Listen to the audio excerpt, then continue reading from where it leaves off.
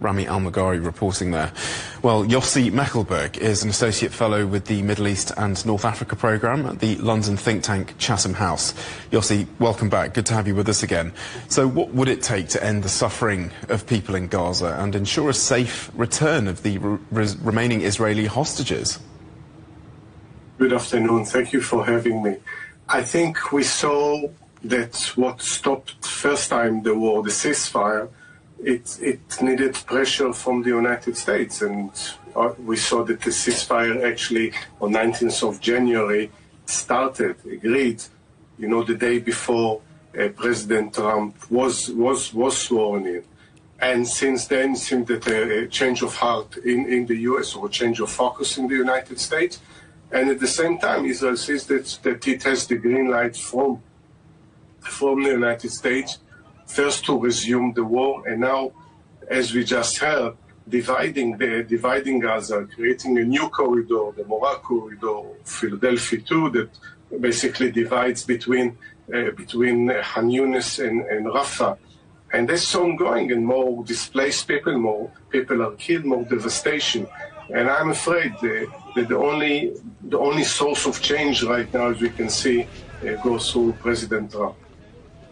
And how much is the fact that Hamas clearly has not been dismantled a part of the reason that the ceasefire has collapsed? And what are Israel's objectives now?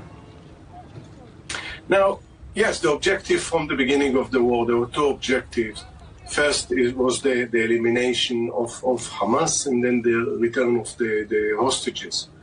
And we saw that Hamas, as an idea, as a political movement, even to some extent as a military force, very difficult to dismantle. We see that actually more people are joining Hamas. Yes, it's not the same military force it was a year and a half ago.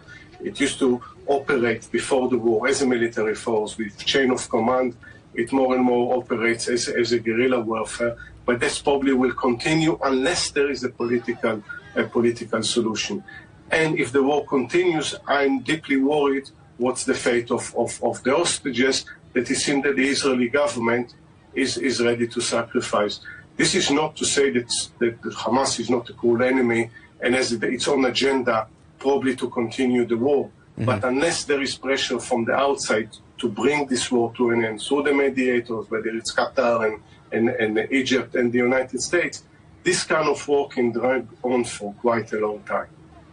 And talking a bit more about that international pressure, you mentioned the change of focus in the United States, but what about those efforts by the Qatari and Egyptian mediators in resolving this crisis?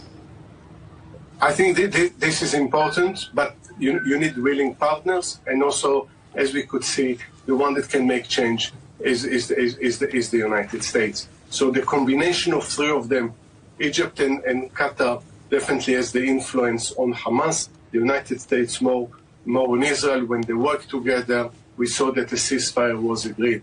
But it didn't go beyond the first phase, and already it's been away with the second phase.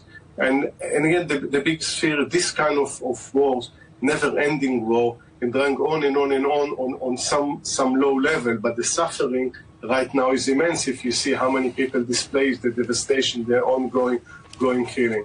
And it won't also lead to addressing the bigger picture of the Israeli-Palestinian conflict. Yossi Mekelberg from Chatham House, thank you so much for joining us. Thank you.